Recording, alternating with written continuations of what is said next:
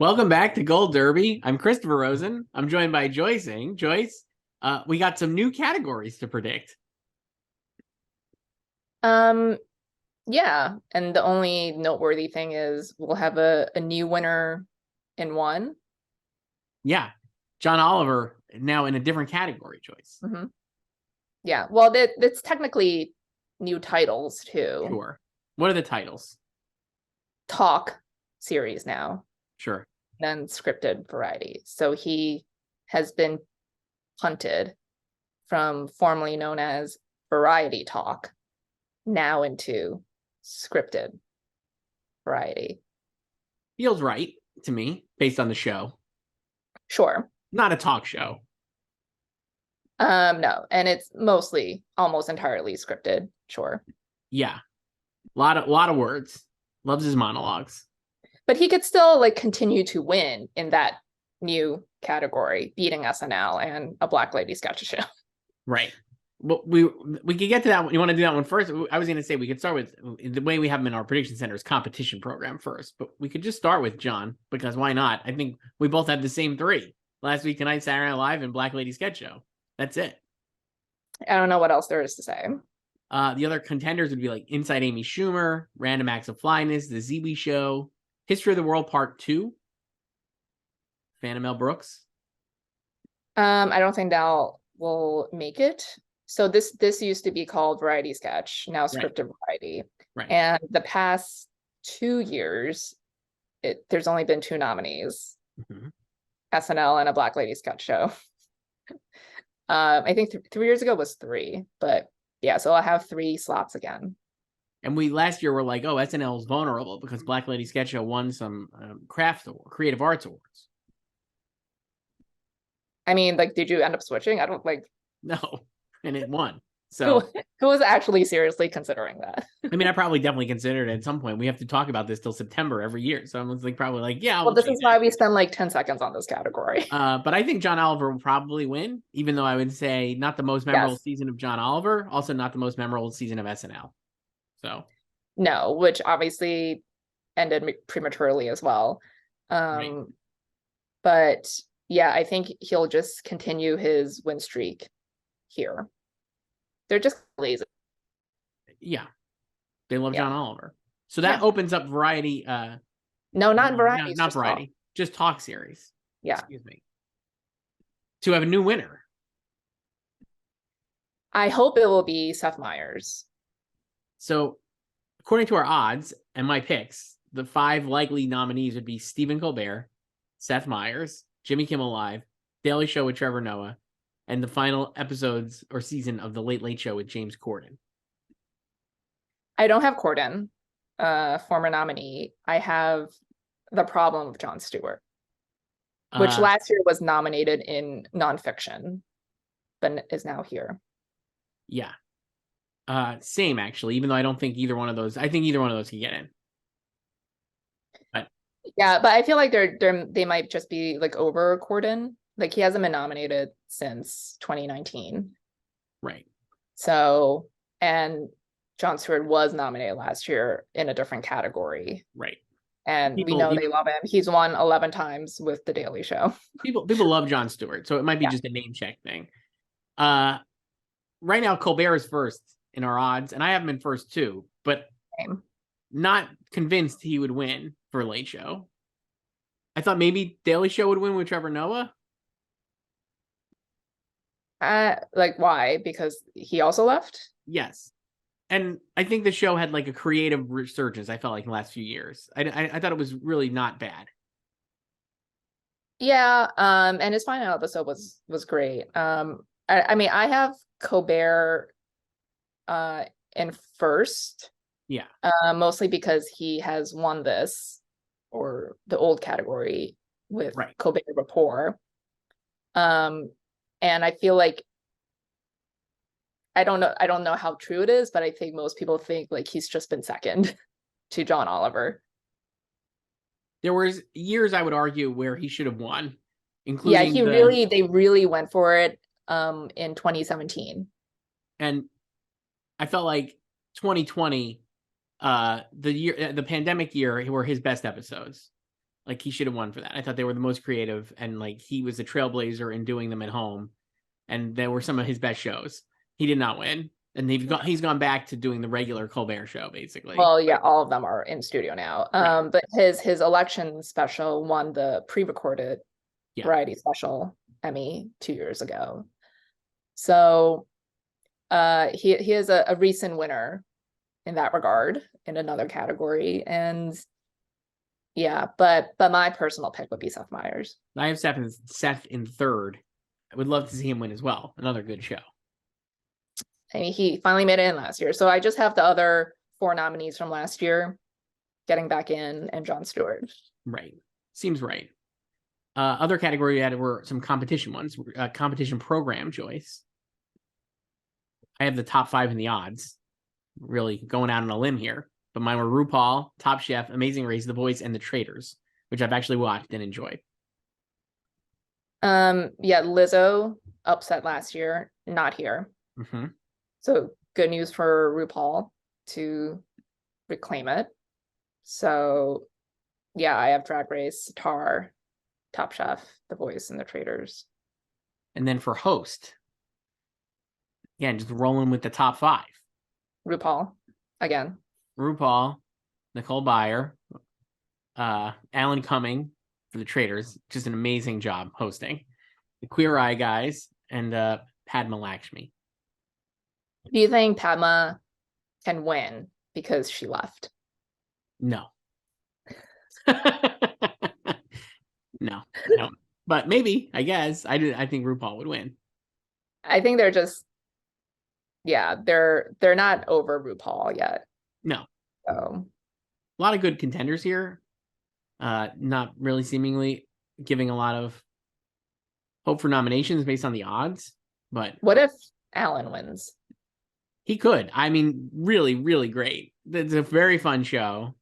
Again, this is one of those things where, like, we were talking about in the scripted categories, but if they're going for Peacock, paying attention to Peacock and watching it, then that would be great. And I think he could win. And I do think he'll get nominated, but I mean, I would not be surprised, I guess, if he didn't, right? Like, no. So it is like a wing and a prayer that I haven't been third.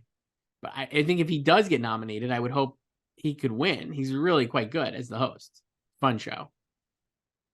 Yeah. I think he can make it. I think the winning part is hard since they just seem to be still on the RuPaul name check. Yeah. So. And then we did the 2 talk variety or the sketch and talk, scripted and talk. But the next one is animated program, Joyce. We're not big animation people, it seems. I don't really watch much animated. But reigning champ Arcane is not here. So I have The Simpsons, Bob's Burgers, Primal, Intergalactic, and Rick and Morty. So I have the top 5 in the odds. I went Simpsons, Bob's Burgers, Big Mouth, Intergalactic, and Harley Quinn. Harley Quinn is a great animated show, but I'm like, is it? And it's high. It's 5th in the odds here, ahead of Primal. But I'm like, is it too weird? I don't know. I mean, I have Primal because it won 2 years ago. Right. So there we go. Mm-hmm. Those are the extra categories. You can predict them right now. Fix the odds, because right now, like I said, just a lot of easy. It's like the checking across the board. Well, I don't think these need to be fixed. It's like other categories fixed. Certainly. Joyce, so when we last spoke, we did the ballots. Lots of the comedy series had a lot of changes, it seemed, because they were losing spots. Very sad. So we're going to talk a little more about comedy now. The Bear returned this week. Joyce, you've seen 4 episodes, the 2nd season. Yes. Well, it's we're recording on Wednesday, but today, all 10, Thursday, when this is released. Yes. I'll be watching on Thursday with the people, Joyce, because my screen has got You're lost. a man of the people. So. They got lost in the mail, I guess. But yours came through. Yeah. Still good. The Bear. Yeah. It's a little bit more sitcom-y stuff this year. Just a lot of more yelly. I mean, it's always been yelly, but like yelling like while moving lockers. There's like, one of those like classic gags where a character is going to tell another character a secret, and obviously they're renovating the restaurant, right? So they're drilling a wall, and the wall falls down, and then just as this person is sharing the secret, so then everyone hears the secret, stuff like that. Love that. That's a classic sitcom trope. Yeah, classic sitcom. A lot of montages, way more montages than last year. Iota Beery in the third episode, she goes on a food tour of Chicago, basically for inspo. So it'll make you very, very hungry. Just be warned. Nice. And then the fourth episode is great. It's my favorite of the 4 I've seen so far, because they send Marcus to Amsterdam to train with Will Poulter, who is amazing and should win guest actor next year. We'll add him to the list next year. Yeah. The reviews are out Monday on a holiday. They came out 9 o'clock. All seemed positive. Nothing was like like nothing terribly, like, again, like I think it's like the same. I'm not one of those people who's like obsessed with the bear. I like it a lot. I enjoy it a lot. So it was the same for me this go around too. And I think what I like about this season is like they're digging into the other characters more. So it's not just all Carmy stuff. So like every character or most of them so far has like a moment to shine. Like Carmy's basically a supporting character in the 4th episode because it's all about Marcus. Right. So yeah, I got the sense of that just from the trailer that they were going to be like, this season we're bringing the supporting characters up. Like that's how it works, right? Like and the whole season is basically about just them turning the restaurant into the bear. Into the bear, right? Yeah. So they have 12 weeks to do it. Interesting. So what we always think about in this is when the shows are out during Emmy voting, does this matter at all? Do you think like we already have the bear getting a lot of nominations. Do you think does this help it get more? Possibly.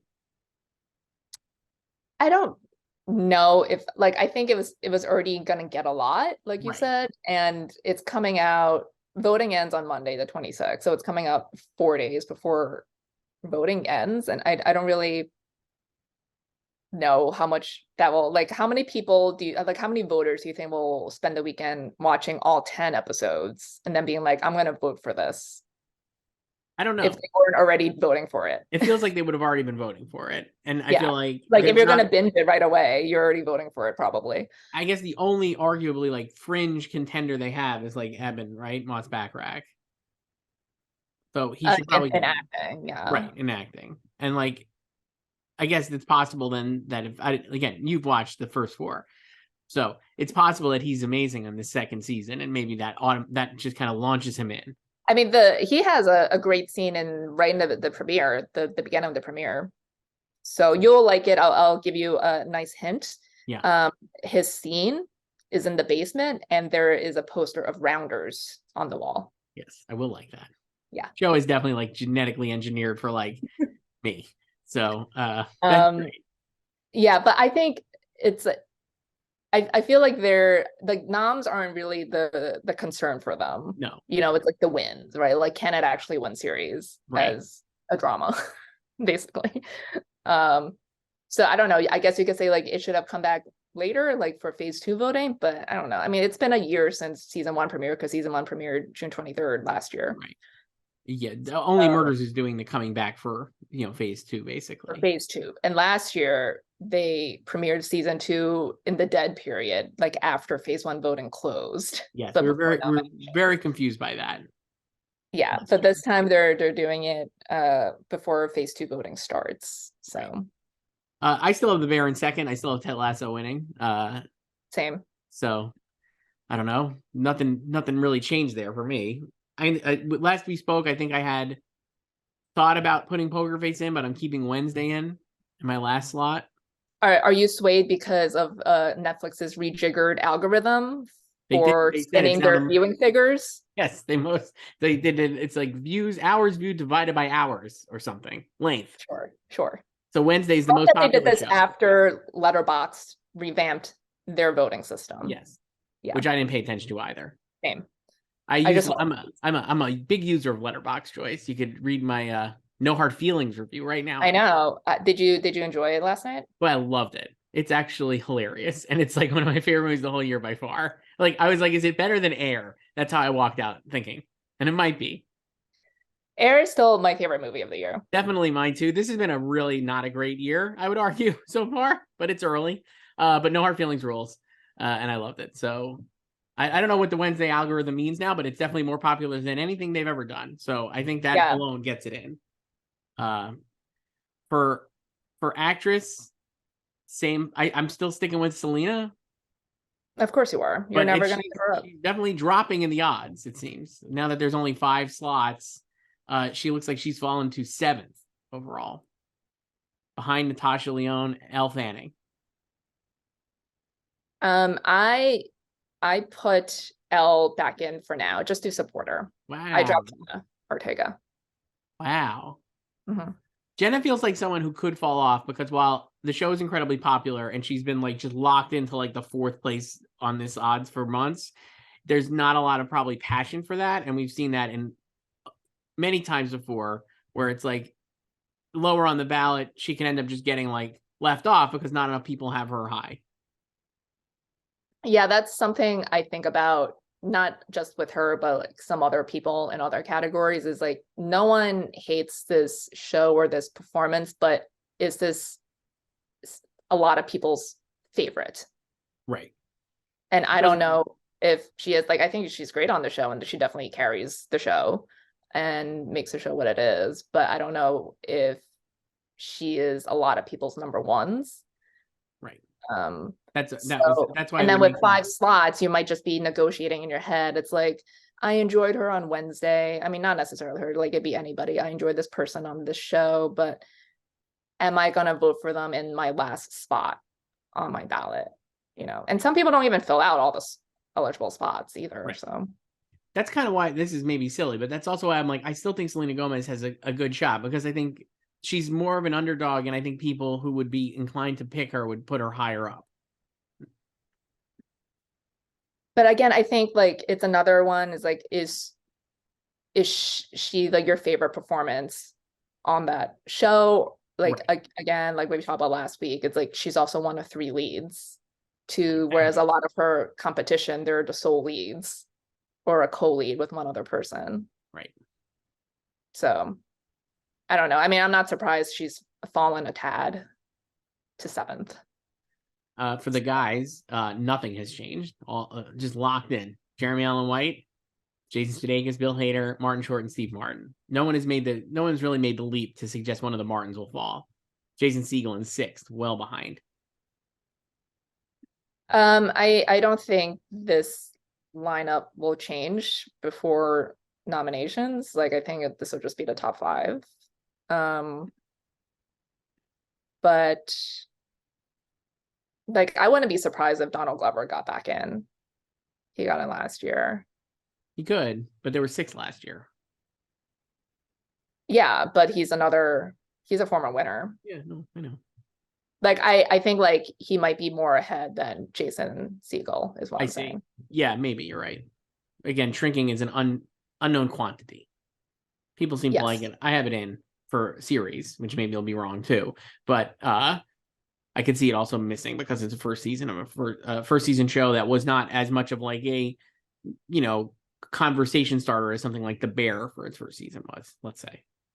Yeah, and obviously he's someone who would be really hurt by the loss of the 6th slot. Yeah. And I think, you know, for that team, like their focus is really like Harrison Ford. Yeah. So, but I think, yeah, this 5 is probably what we're gonna get. And I still think Jeremy's winning. Same. For comedy supporting actors, this is where I made one of my changes after making a change last week. So when we did this last week after the ballots came out, I was like, I'm going to drop Juno Temple. Well, you had to drop someone. I had to drop someone. I had Juno Temple and Sarah Goldberg in, and I dropped Juno Temple. And I was like, not as much to do on this season, even though I think we said, regardless of the critical and even some viewership, the differences with the Ted Lasso season 3, there's no proof or even inkling that the Emmy voters will go away from it, right? Like, it does seem like they're kind of full in. They feel like it, yeah. But I was like, Juno doesn't really have that much to do, and like whatever, and this and that. And then I was reading a comment, Joyce, on our YouTube page. Never read the comments. Made me rethink things. I'm gonna find it here. It's just got to load up. we've talked a lot about the unlimited ballot, right? And the restricted ballot this year, and how in the past, like an unlimited ballot would, help someone like Juno Temple, right? Because like everybody, if you like Ted Lasso, like that's how Sarah Niles is presumably got in last year, right? Or like kind of just write down all the Ted Lasso people, and there it is. And the restricted ballot, you're thinking more and like going to be like, well, I'm not going to just flood my ballot with the same show because I like other shows, and that would help someone like Sarah Goldberg who missed for last season of Barry, maybe would get back in, right? Here's a comment from at Menantiel, who I think has maybe emailed us before. I apologize. I'm apologizing here in case I don't have the right people or names. But this is the comment. We did not know if the limited ballot helped Sarah Goldberg. She might have only made it in due to the unlimited ballot, and then she might have missed last year due to Abbott taking 2 slots. So that was an interesting way to think about it. I thought, where I was like, maybe on an unlimited ballot, even though you're kind of picking and choosing different shows, Barry is a show that we know that they liked, right? Obviously. And so like maybe she would get in with that, but on a limited ballot, maybe she wouldn't. And then I'm like, maybe Juno Temple, because we know they love Ted, is the bigger show, and she would get in. It's flawed logic, but I'm going to go with it, and that's why I did it. So there you go. But the fact that Ted fielded 3 nominees last year over one Barry person should just tell you what the unlimited ballot favors. Maybe. So no, I think like Juno can obviously get in because like Ted is still big, and I think it's still popular, regardless of the critical and public reception of season 3, because I think, like we've talked about, I think voters are a tad behind. Yeah. The other thing is, like, I don't want to drop Lisa Ann Walter. I feel like she is way more solid as a nominee than like even either one of these other actors. Yeah, I still have Lisa in. Like I did get rid of Juno after the loss of the 8th slot, but that's also because I obviously have to stand Sarah too. Well, obviously. I didn't think you would be dropping Sarah, but I was like, I am gonna go drop Sarah and put Juno in. And I'm gonna keep Lisa Ann because, like I said, I think Abbott is gonna, like, obviously I think the nomination total will rise significantly for season 2. And she was really great on season 2. And people who love the show, I think, love her. So I mean, we've talked about how we've thought like Yellow Jackets could expand in acting, which I don't really know if it can anymore. But we've never really talked about like how, or I guess it's just like, passively we've suggested that like Abbott could expand in acting, because I've always had Lisa in, and I did have Chris Perfetti in, but I've since dropped him. And yeah, I think if you're gonna say like Abbott will add another regular, I would go with Lisa. Same. I think I mean, this is like really splitting hairs, and like there's absolutely no proof that the Emmy voters even think this way. But I mean, like, I was like, Chris, I found personally funnier, or had maybe slightly more stuff that I found really funny in season 1. And like, it might not matter because they're always behind, and like season 2, maybe he had like just as funny stuff, but to me it was like slightly less funny. I don't know. But I was like, so I'm like, my head, I'm like, if they didn't nominate him for season 1 when he was better, why would they nominate him for season 2? But then the flip side is they didn't really catch up on season 1, and now they'll nominate him for season 2, right? That kind of thing. But I still don't have him in because it feels like that category is a little more competitive. I mean, I think a lot of people, if they did not watch season 1 before the Emmys last year, they definitely caught up, and it's such a quick watch that I think, any voter who was interested in it after the Emmys last year, like, would have caught up. And then they had 22 new episodes to watch this season. Again, quick watch. So I feel like that's probably one of the shows that most people have actually seen in completion. Yeah. Even though there's a lot of episodes, but it's only 22 minutes an episode, and it's such an easy watch. You can just put on an episode like before bed. It's great. I love that. So I do think like in some way, like people could be voting for both seasons. Maybe. Because again, like the voters are actually ahead in this case with Abbott, because they nominated like last year, only Quinta and Janelle James were predicted to be nominated, and they went with Tyler James Williams and Shelley Ralph, who won. So you could say they were like, actors were actually ahead of us here. And yeah, so I think it could add someone else, but I also wouldn't be surprised if Lisa missed. I know, like we said this last week, but I don't think any of the top 5 would miss. No. Like Cheryl, Janelle, Hannah Waddingham, Iota Berry, Alex Borstein. No, seems very unlikely. And then for actor, I didn't change anything. I still have Phil Dunster in, though, who is, I think, now 8, 9, 10th in the odds, behind Nick Mohammed, who's 7th. Most people are apparently predicting another nomination for him, and then Evan Moss-Backrack in 8th. I made no changes either, so I still have my Hope Diction, Stephen Root, who now. Is in well, further down. I don't think he's getting in, but I'm gonna keep him for now because why not?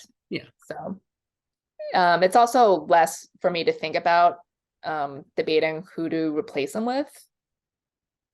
It's tough. There's too many people. I still don't. So I don't have Evan in, and I'm like, I feel like I should.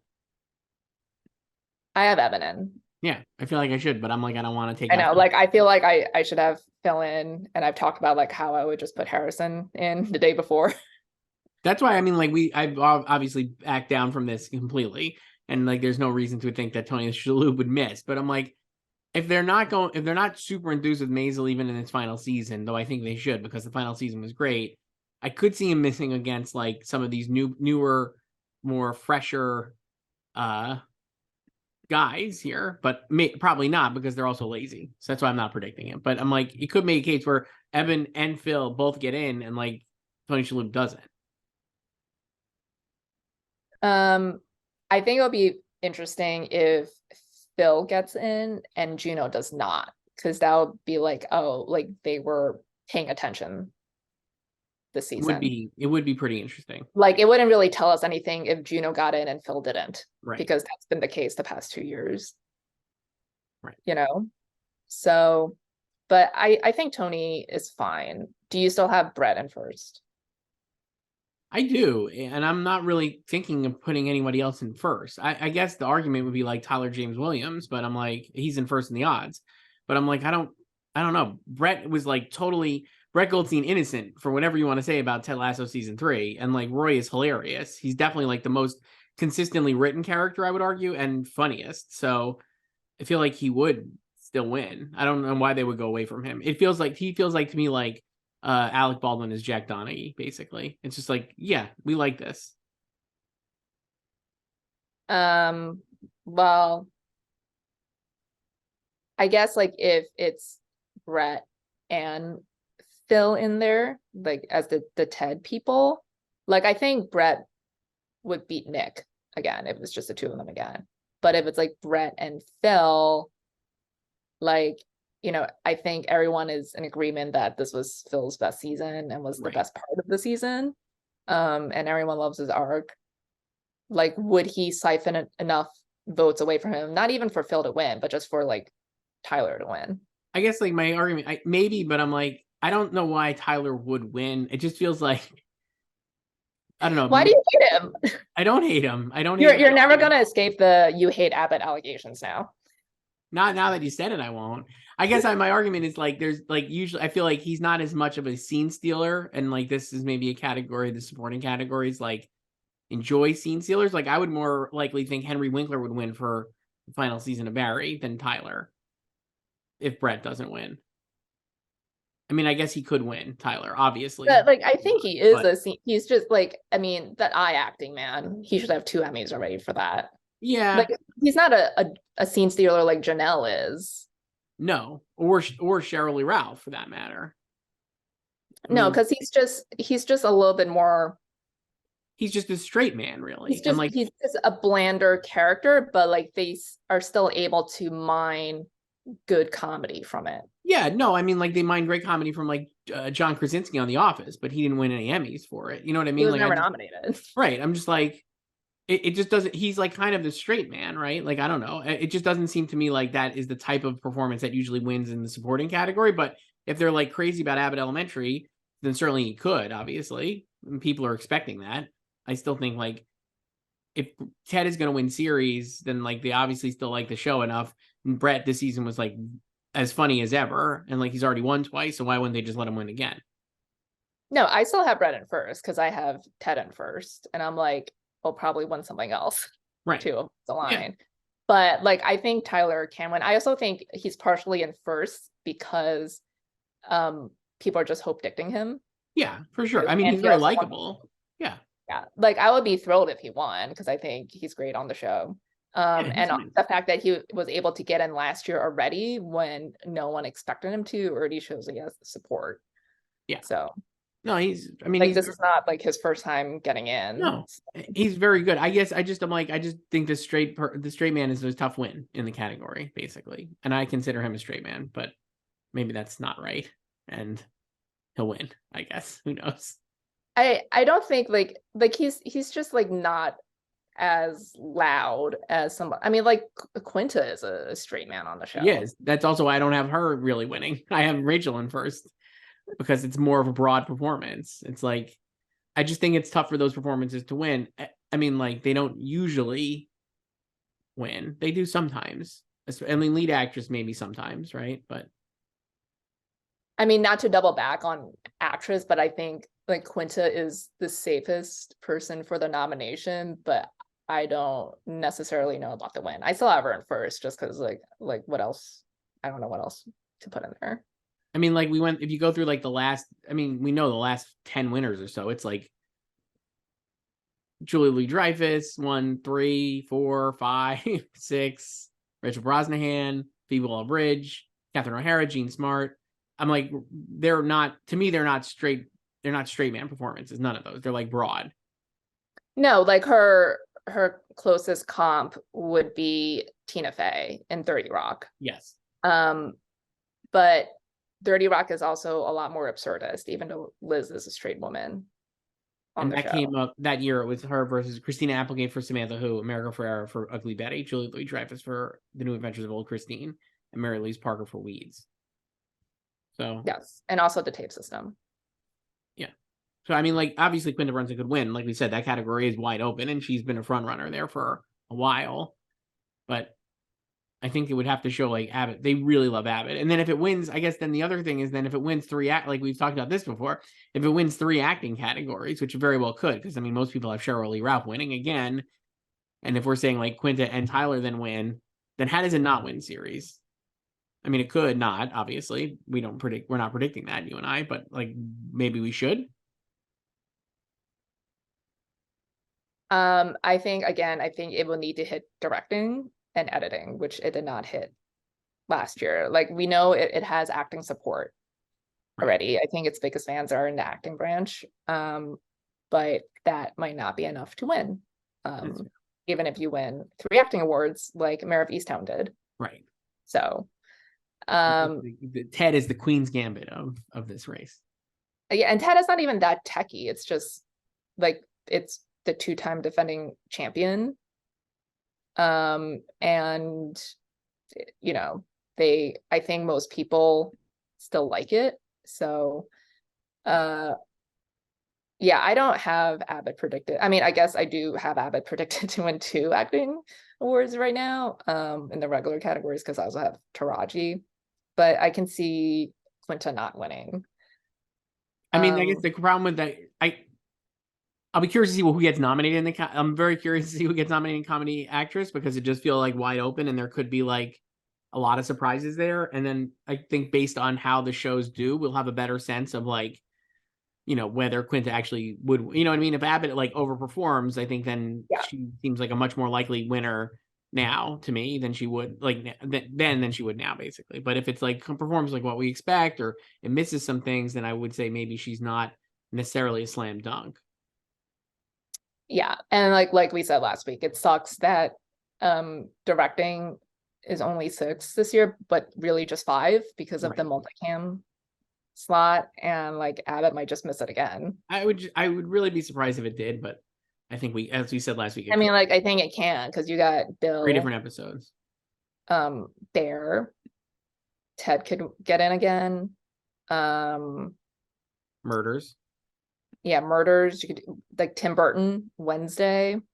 Yep. I haven't even gotten to Poker Face. Right. Ryan Johnson. It's like it could easily like too much already. So Yeah, and they submitted 3 in directing. Yeah. For you mentioned comedy guest actress, I have Taraji winning as well. Quinta in second. I have Becky Ann Baker, who I'm surprised is not really ratcheting up the odds, but I just feel like, again, I think she's just like too late of an addition in there, and people haven't. because I'm just like, if you like Ted Lasso enough to vote for it in a lot of different spots, I mean, her episode that Mom City was like definitely one Or of the maybe best. people haven't gotten to Mom City yet because it's the penultimate episode, and episodes are so long. Maybe. Iowa Barry for Abbott, Shirley MacLaine for Only Murders, and I put Harry Walter in for Ted as well. Yeah. No poker face folks for me. I don't have any poker face people. I think are like Judith and Cherry still in the top Yes. 6. They're 4th and 5th overall. I mean, like they can get in, sure. They're definitely, I will say, like we said, Peacock is definitely promoting the hell out of this. They're doing it. They're pushing the bullshit button. Yeah, I got that. And a cooler. Yeah. I was excited about the cooler. They sent like an old school cooler. Yeah. But I was like, how do you open this thing? So it took me a little minute to figure out how to open it. But then I was like, it'd be fun over the summer, getting bags of ice from the gas station, filling up that, putting a 6-pack of beer in there, and just having fun time. I was like, this is great. I'm gonna have a nice, fun dad weekend every weekend. It's a good beach cooler. I'm not a beach person though. No. I'm gonna just put it on my deck. Crack open a Tecate or a Modelo Especial or any of these great beers I love. But yeah, that was their FYC swag. I do think it could get in. Like, I mean, like, again, this is not really the greatest prognostication, but I'm like, if it gets in, I would not be surprised. I'm not predicting it though, because there's no track record for Peacock, really, like we said. And I've had my heart broken before with like Girls 5 Eva. So I'm just gonna like hold back on the Peacock for now. I have just Natasha in the show right now. I think it could get writing and directing, but I don't know. I think maybe it should have focused its guest campaign. They obviously have a lot of options. I don't know if this is like also contractual that like everyone who appeared on the show needs to be. They definitely have a lot of options. This again could be like based on our odds, obviously, or just like in my sense is that they are focused on like Judith and Cherry and Adrian Brody. Adrian Brody was in the first episode, so like he's like obviously like a star, right? If you only watch the pilot, he's like the co-star of the pilot. And then obviously the Judith episode is amazing, though. I guess I would argue it's hard to pick between her and Ferguson. And she's so good as well. And then obviously the Cherry Jones one is like sinister, and that's the one Natasha directed, so like they're obviously pushing that. But that also has like an embarrassment of riches because Nick Nolte is in it as well. And yeah, I don't know. So I mean, if I was ranking them, I would put Adrian first, and then Judith, and then Cherry. But I don't know. I mean, I had Cherry and Nick in there once upon a time, but I've since got rid of both of them. Yeah, I'll be very happy if it comes back. I mean, if they're in. I was like, what do you mean? It's already renewed. You know what I mean? If they're in, not comes back. I mean, who else is there? There's Hong Chow. Not a fan of that episode. Stephanie Sue. Stephanie Sue was great, and that is my favorite episode, Escape from Shit Mountain. But she's like the third key character in that episode after Joseph Gordon-Levitt and the other guy whose name I'm blanking on. So that's good for me. Ellen Barkin. I love that one too, but not as much shine as some of these other ones. Chloe Sevigny. Good episode, but again, I feel like they're kind of like not as focused on it. Clea Duvall as her sister way at the end. Yeah, no. Yeah, but David Castaneda is the other actor in Escape from Shit Mountain, who is great. I had to look it up. Didn't you have Molly Shannon for SNL once? I did. Went off of that though. Okay. Just because I was like, I went off of that after I put in Becky Ann Baker and Harriet Walter. Once they came into the Ted Lasso world, I put them in. I didn't have Harriet Walter in for a while because she wasn't on it. But I was like, well, no, she just had a FaceTime scene. Yeah, that's fine. Not real though. Then when she was on it for real, I was like, yes, okay. So you're not going to predict Sarah Niles for just jumping on her bed? I'm not, even though people are. I mean, she's in like 7th overall. I mean, listen, they're fucking lazy here, so. They are, so she could easily get in, obviously. For comedy guest actor Joyce, I did make a change. I pulled maybe a you, where you were saying before how you made some changes to like, some long I made some shots. changes to other categories, not this one. Yeah. I put in my boy Bobby Cannavale for Bupkis. You said you were going to do that last week. I never did it though. Now I did. I rewatched Do As I Say, Not As I Do is the episode. That's like the standout episode that NBC and Peacock again have like really pushed for Bupkis. That's what they've decided on. Not a lot of Pete Davidson in that one. P.S. He wrote it, co-wrote it, but it's mostly focused on the younger Pete Davidson and at a wedding after his father died on 9/11. Yeah, but anachronistic because My Sacrifice was not released yet. So I know, but who cares? It's so good, and it's it's so good. I was like, actually, I watched it again, and I was like, this is maybe my favorite piece of 9/11 content, or like understands post 9/11 as good as anything since 25th Hour. I'm dead serious. I thought it's like so good. It just is so perfect. It really understands it. Like, there's like a quick cutaway to like just a couple crying at the wedding. Like, obviously, I mean, this is like his real life. This was his childhood, and he really nails it. No, I'm saying it's like really, really well done episode. I think Jason Orley directed that one, if I'm correct. He directed most of these. Let me see. Anyway, Bobby Cannavale is the absolute fucking best in this episode. Just owns it. And I don't think he'll get nominated, obviously, but I'm putting him in for now. And if he's wrong, who cares? Yeah, I love how you're not confident in Peacock and you're gonna predict Bupkis, which I don't think many people have talked about since May 4th. I'll tell you why. Because they don't, based on the odds, Jude Light and Cherry Jones don't need, and Adrian Brody don't need me to predict them because most people are. So you're hoping a voter will see that you're stumping for Bobby Cannavale, and then they will check out Bupkis. Yes. In the next 5 days. Shoot it right to the top. If you're a voter watching this, it's a 30-minute episode. I swear to God, it's amazing. It's amazing. I'm talking directly to the voters, Joyce.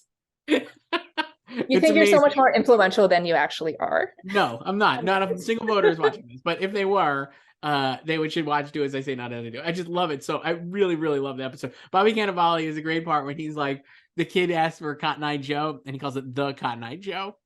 Bobby Cannavale. Yeah. Play the Cotton Eye Joe. Cleaner.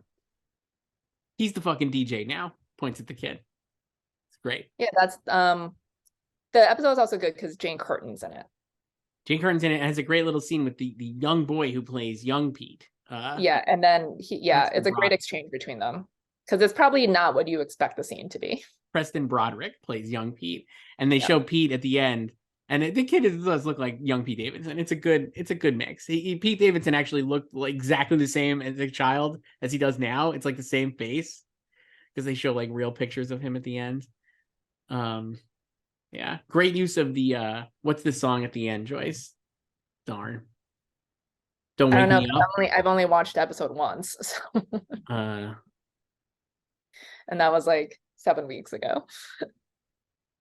I forget. Not Don't Wake Me Up. It's like whatever. I'll figure it out. Great story. Anyway, I put Bobby Cannavale in. The other people. So that means I took out Leslie Odom Jr. for Abbott Elementary. Okay. So who else do you have?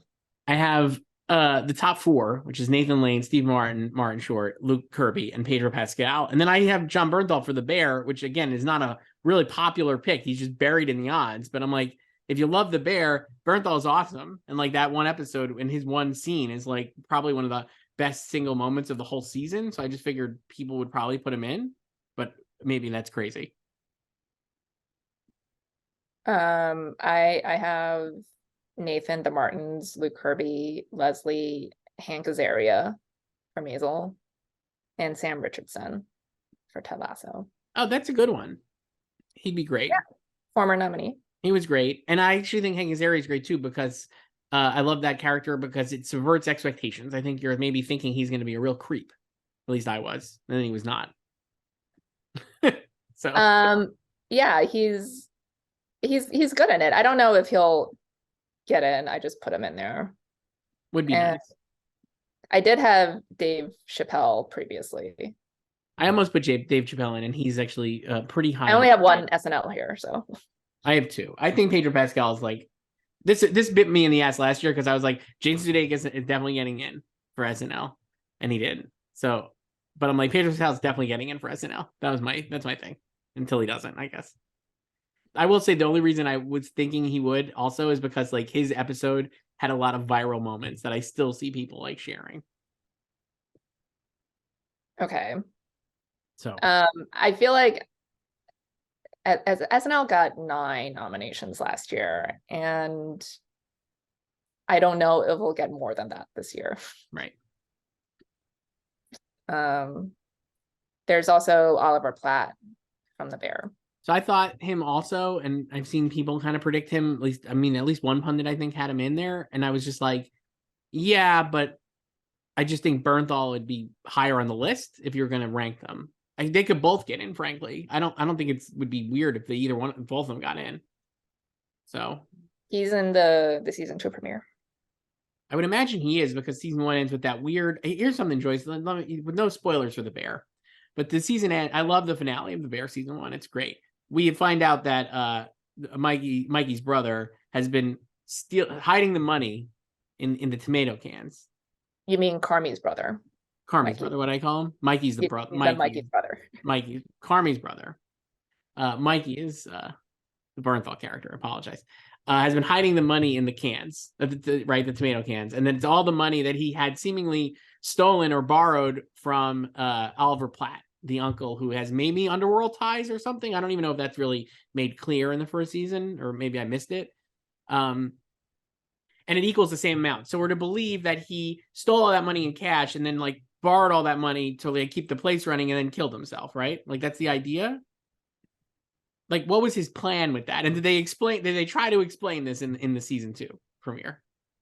Well, they meet with him in the premiere and they talk about the money. Okay. Because you'll be shocked to learn that they need money to renovate the restaurant. Interesting. Who knew? Yeah. So, I mean, I think that's enough of a tease. Okay. So, but yeah, so far he's just been in that one of season 2. I'm trying to think. Oh, Molly Gordon plays an old flame. Yeah, I saw that in the trailer that she's in it. I love her. Yeah. She's good. So there's like this they run into each other at a deli basically, or and then they talk. And what other guests? Well, Will Poulter, you said. Yeah, Will Poulter is another one. Yeah, he's in. I think he's in Copenhagen. I think I said Amsterdam before. Yeah, I think he's in Copenhagen. Okay. So that's basically his episode. I don't think he'll be back. It doesn't, based on the reviews, it sounded like he was just a one-off. I get the sense the critics it's very much a standalone episode. So I got the sense the critics. Bob Odenkirk does not show up in the first 4. No. So I'm assuming Bob, based on nothing, truly nothing at all.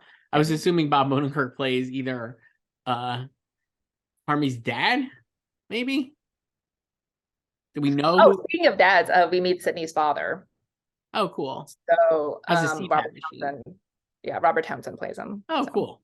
Another guest nominee next year. Joyce, the song from Bop Gets was Wake Me Up by Avicii at the end. Don't wake me up. Yes. Maybe one day, maybe I'll tell you offline about my Avicii story. It's not that interesting. Oh, it sounds great. I can't wait to hear it. It has nothing to do with me. It's just a friend of mine. Sounds awesome. How about, so those are our guest picks. Leslie, do you have Leslie Odom? No.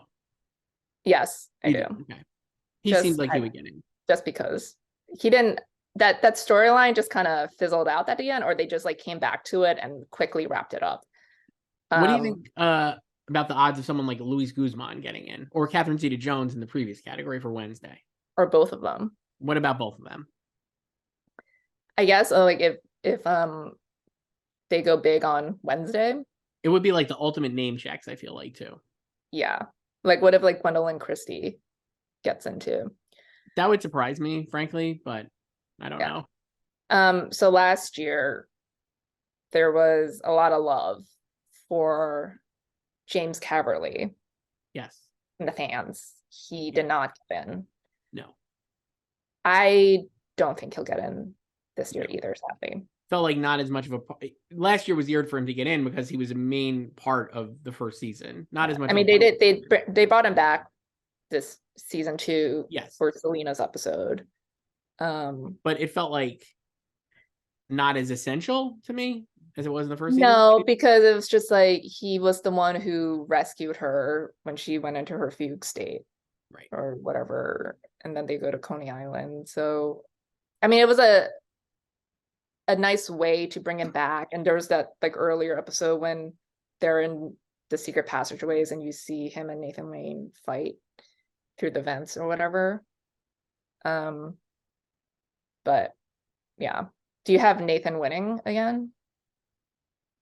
Yes. I do too, but maybe I'll feel differently if I don't think he's in season 3, but maybe if like once the show comes back, but I'm like, I think he can lose. But then I'm like, who will he lose to? The Martins or SNL? We got to see what comes up, I guess, right? Like, I mean, could Pedro Pascal win 2 acting Emmys? That'll be a conversation probably after the nomination. No, he's not. I mean, even if he wins like drama actor, he's not winning this. Other person I want to bring up, Joyce, a fellow named Brad Pitt plays himself in Dave. No. He's gonna get nominated just because he's Brad Pitt? No. That don't impress you much. People have this like weird idea that like Emmy voters care a lot about Oscar people, and they don't. Yeah. Like unfortunately, I don't think Dave is a show on their radar. No. So I have a couple of emails here, Joyce, that actually kind of go with what we're talking about, which I love. Love when this happens. And I didn't read these before on the show, which no one understands because I edited it out last week. That's a little making the sausage. Chris has no memory, and he read a question last week that we already answered. It's really bad. This one's from Pedro, Joyce, who emailed us at slugfest@goldderby.com. I've been listening to your Slugfest for a few months now, and I really enjoy them. Thank you for all the work. Thank you, Pedro, for listening. I have a few questions for you. First, I find it curious that no woman from a Black Lady sketch show is being predicted for guest actress when they had Issa Rae and Yvette Nicole Brown a couple years ago and Angela Bassett for the first season. Both Rae and Brown are back on the ballot, and also Tracy Ellis Ross, who is popular with voters while in Blackish. I haven't seen the season, but the show seems popular with Emmy voters. That's the first part. What do you think about that, Joyce? Would not be surprised if that happens. The guest categories are always tricky. Yeah. I mean, honestly, of those, I could see Tracy Ellis Ross getting in as like, again, like Pedro's saying, someone who has had success with Emmy voters previously, and then just is on the ballot. And you're like, oh, I love that person. Claire Foy style. Yeah. And I think so, like 2 years ago, Issa and Yvette got in, but I think 2 years ago was also the COVID year too, and just less stuff. Yeah. So, but like last year it was like mostly Hacks in the category, so it cleared out this year because Hacks is gone. Right. So sure, why not? Yeah. Why not? And the other part of Pedro's email, second part. On the other hand, we all know that casting categories are probably low key, the most important for shows to win the big prize. If I'm not mistaken, the last winner of Limited Series, or whatever the name was that year, that wasn't nominated for casting was The Lost Prince in 2005. Reading the casting ballots, I saw that Beef only listed Ali Wong and Steven Yeun as starring, and I don't know if you think that it might stir voters to shows with bigger or more prominent casts. I recognize it is the first time that this is the first time I've taken the time of going through the casting ballot, so I don't know what was in Inventing Anna or The Dropout last year. That could have been a short listing in the starring list as well. What do you think, Joyce? This one I feel like you would maybe have a better idea of than me. I don't think the amount of names there that's listed there really matters. I think like Dead Ringers only listed Rachel Weisz. Right. I will say I interviewed the casting directors for Beef, Joyce. And? Well, they're just absolutely lovely and incredibly talented. And they basically had to cast the whole show because Steven and Ali were on as EPs. So they were already involved, and then they had to fill in the rest. And so it was their job to find all these great breakouts who we love, including Young Mazzino and Joseph Lee, who basically were like not really prominent figures. Joseph Lee is an artist. Right. and was on like Picard, I think, or something, or Strange New Worlds maybe. And young Mazzino obviously was like kind of like trying to be an actor, but not, Up and coming. Up and coming, yeah.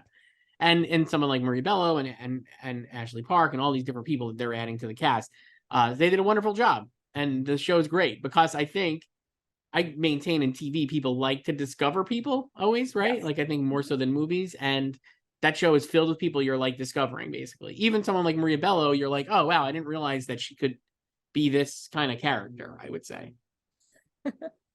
So, well, I mean, I mentioned this a couple of weeks ago in regards to Allie. I think there's a lot of discovery factor with her performance. If you watch Beef, if you're only familiar with her as a comedian, like you didn't know that she could actually act, right. Or like do drama. So, and people like to feel like they discovered something. So I think that's a plus for her. But I just pulled up the casting ballot for Limited. So Accused listed basically everyone. American Horror Stories. Beef, they just listed Allie and Steven. I mean, I think that's, like you were saying, like, I don't think that matters because I think the show was seen, and I think people, if you like the show, I think you're aware of the non-Allie and Steven folks, like the characters you like. And, I think most people would say that like Young is like the breakout. Probably, I mean, obviously its buzz kind of died down after the controversy. I was so surprised. I think I slacked this to you, but like it just made I'm not gonna laugh at I'm not gonna laugh at people who are upset about that, because like if you're upset about that, obviously like that's within your rights. But I do think that the controversy as a story was a little overblown by the media.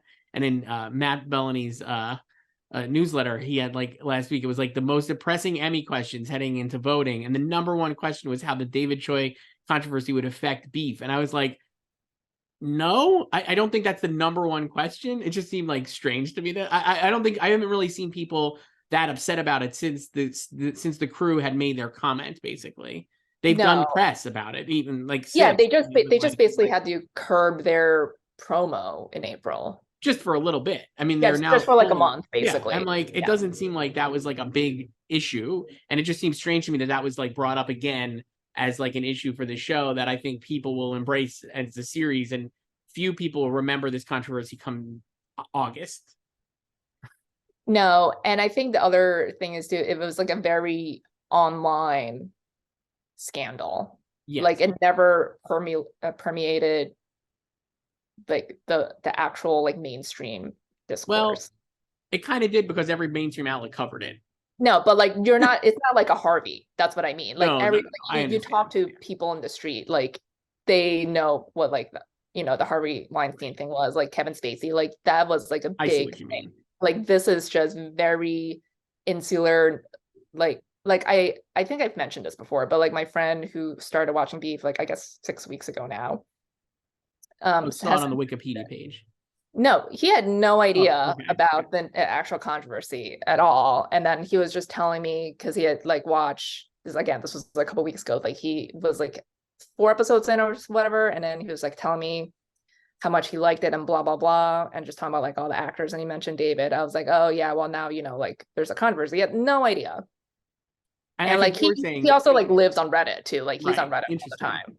You were saying that this was something on his Wikipedia page before the season even aired, right? Like I think it was like, it's not like it was a surprise. No, because the thing is like 10 years old. Yeah.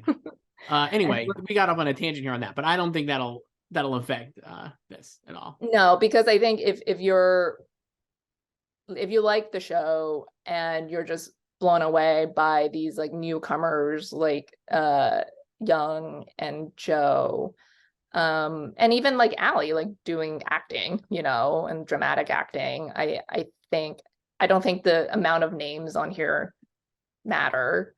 Chloe just has Aaron Doherty.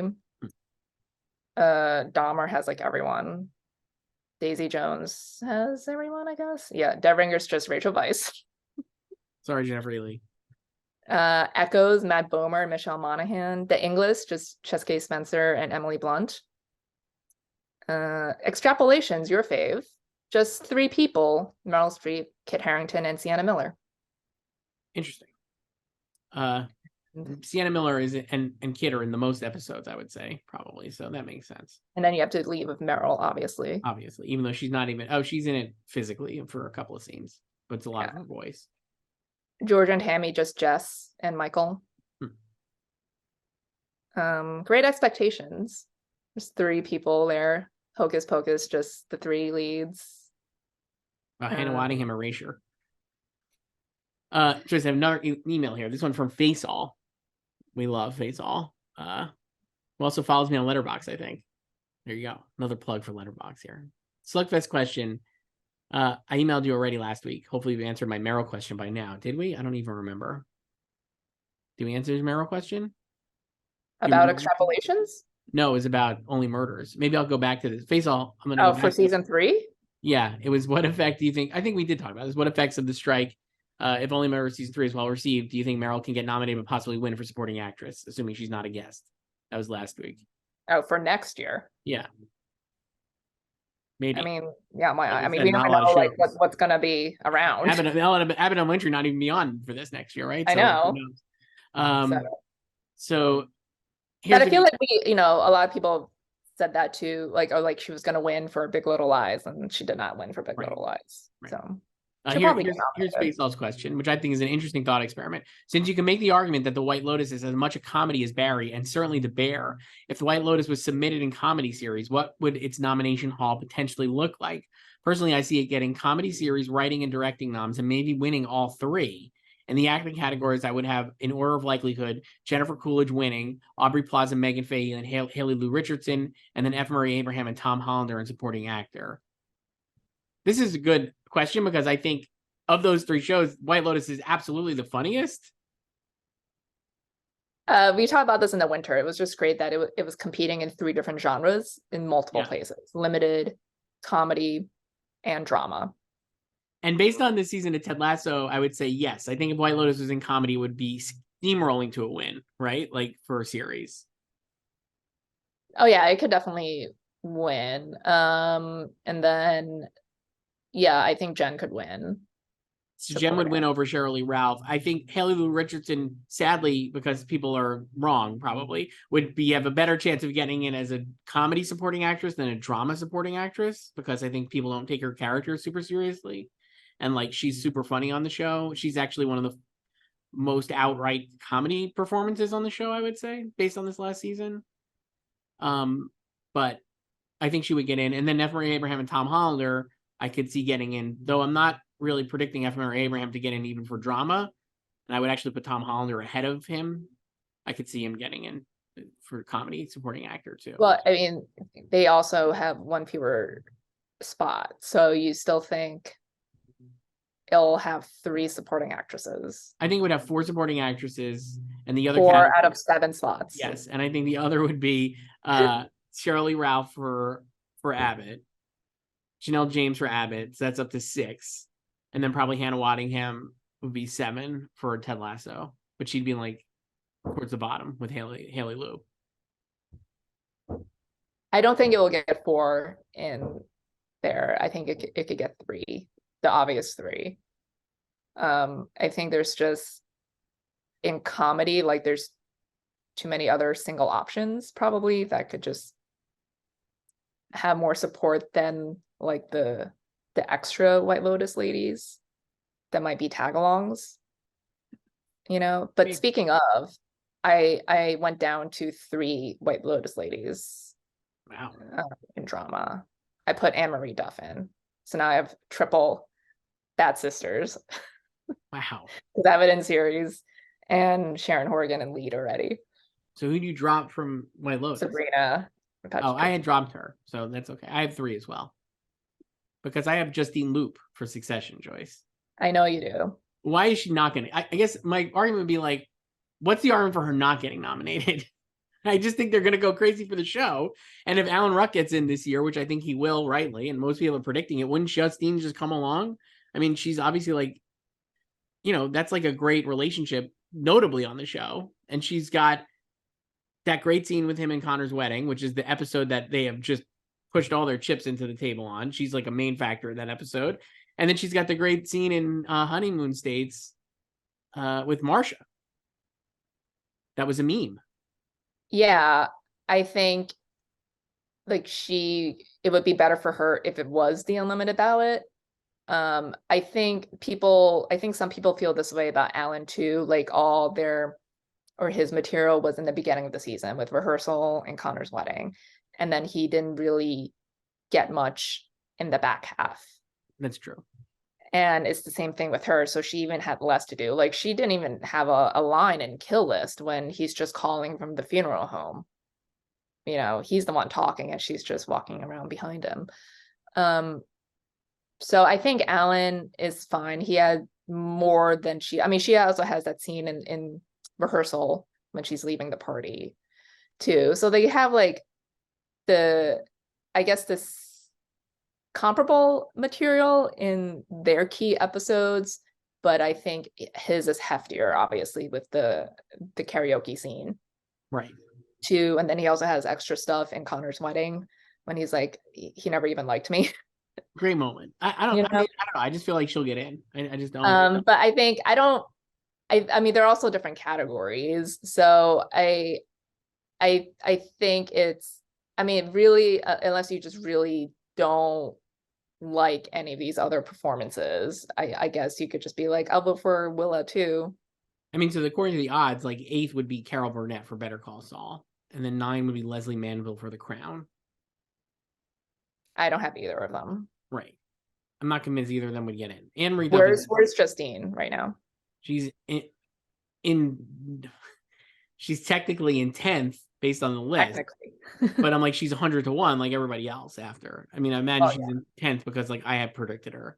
Yes. But you know, like not a great amount of support, it seems. No, and you know, I know some people are worried, I guess, or concerned about J. Smith Cameron too, because Jerry also wasn't around that much this season.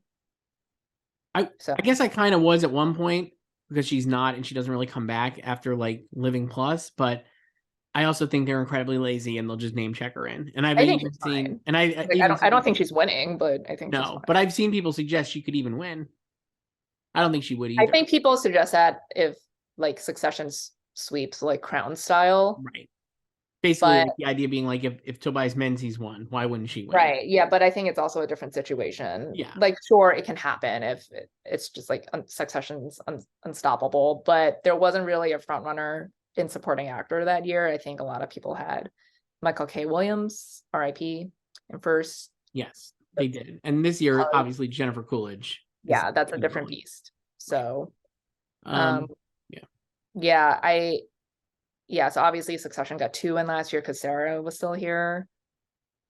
So I think it'll just get Jay this year. Although I would love to see Justine, but I guess like, well, who else do you have? I have the top 7 basically. So I have Jennifer, Ray, Christina Ricci, Megan Fahey, Elizabeth Debicki, Aubrey Plaza. So you have Justine and I have Anne Marie Duff. Yeah. What if one of the 7 misses? That's not J. Smith Cameron. Or if I had to pick one of the 7 to miss, that's not J. Smith Cameron or Jennifer Coolidge, I would probably say Elizabeth Debicki. I just think that Megan Fahey is pretty safe because like she's undoubtedly like the breakout of White Lotus, and they loved White Lotus, and we're just expecting to get a ton of nominations. So even though she's like an unknown quantity for Emmy voters, I don't think she would fall off. Not to Bold type stands. No, well, not to Bold, obviously. And The Crown, like you said, not the hottest season.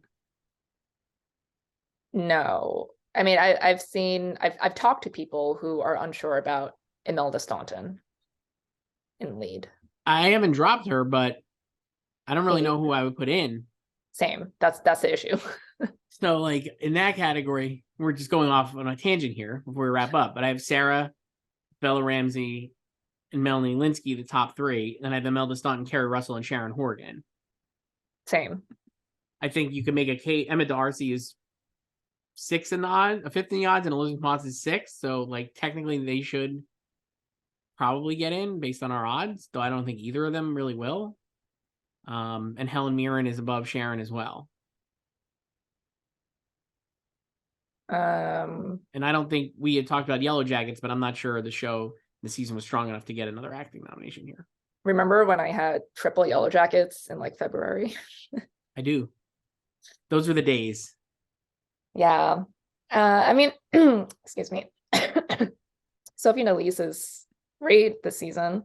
So good. I'm just not sure.